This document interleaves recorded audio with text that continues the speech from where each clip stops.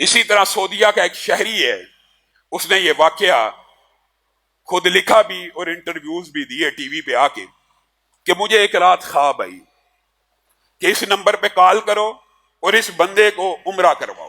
صحیح واقعہ. اس نمبر پہ کال کرو اور اس بندے کو عمرہ کراؤ. کہا ایک دن خواب آئی، میں نے اگنور کیا کہ چلتی پھرتی خواب ہے. دوسرے دن پھر خواب آئی، تیسرے دن پھر خواب آئی. کہا میں حیران تھا، مجھے آج تک ایسی خواب نہیں آئی. نمبر بھی بتایا جاتا ہے. کہا میں نے بالآخر تیسری چوتھی مرتبہ کے بعد نمبر ڈائل کر دیا. نمبر ڈائل کیا، آگے سے ایک عربی بدو نے اٹھایا. میں نے اس کو کہا مجھے خواب آتی ہے کہ میں تجھے عمرہ کراؤں. اس نے کہا میں جب سے پیدا ہوں میں نے خانہ کعبہ نہیں دیکھا، چل فون رکھ. فون رکھ دیا. کہا میں علماء کے پاس، تعبیر والے معبرین کے پاس گیا، ان سے پوچھا یہ کیا معاملہ ہے.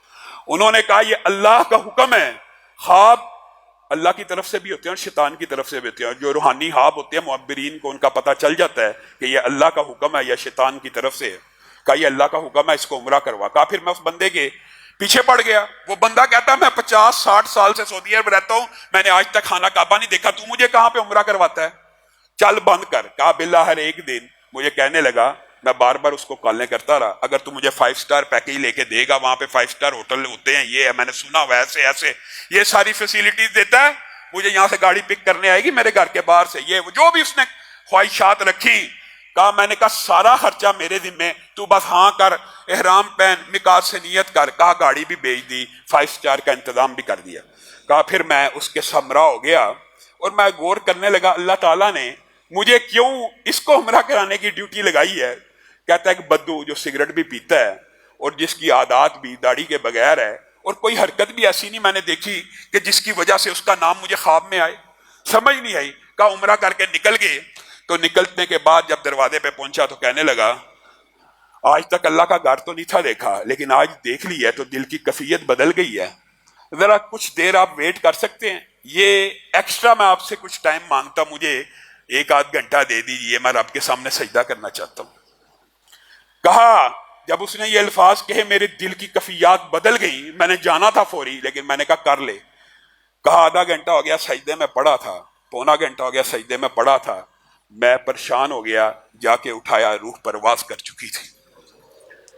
کہا پھر مجھے سمجھ آئی اللہ نے مجھے کیوں بھیجا، یہ بندہ یہاں پہ فوت کیوں ہوا حالت سجدہ میں اللہ کی بارگاہ میں.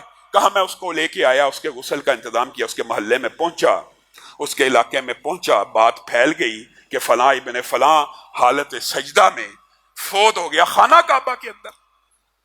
کہا میں نے اس کی بیوی سے اس کے حوال کا پتہ کیا، اس کے بچوں سے، مجھے ہر ایک نے یہی کہا کہ نماز بھی کبھی پڑھتا تھا کبھی نہیں تھا پڑھتا، گھر میں اکثر نمازیں پڑھا کرتا تھا، سگریٹ پیتا تھا، کبھی خانہ کعبہ نہیں گیا، کوئی خاص مسجد سے گہرا تعلق نہیں تھا. کہتا جب میں نکلنے لگا مجھے سمجھ نہیں آئی یہ سارا کا سارا واقعہ کیا ہے. کہا ایک عورت باپرد نے مجھے اشارہ کیا، ان کے گھر کے قریب سے گزر رہا تھا، اشارہ کیا رک جاؤ، مجھے پتہ لگا تم لوگوں کے بارے میں اس کی سیرت کا پوچھتے ہو، میں تمہیں ایک بات بتاتی ہوں. کہنے لگی میں عورت بیوہ ہوں اور میرا ایک یتیم بچہ ہے.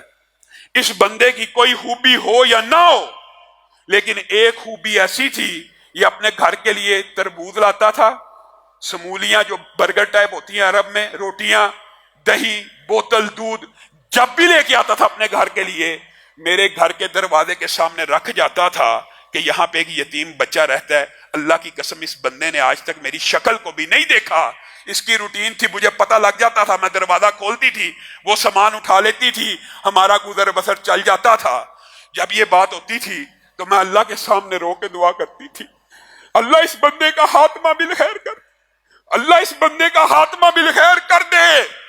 اللہ تعالیٰ نے اس کو سجدے کی حالت میں موت دی، کسی کے لیے دعا کرنے سے اس کو سجدے میں موت دے دی.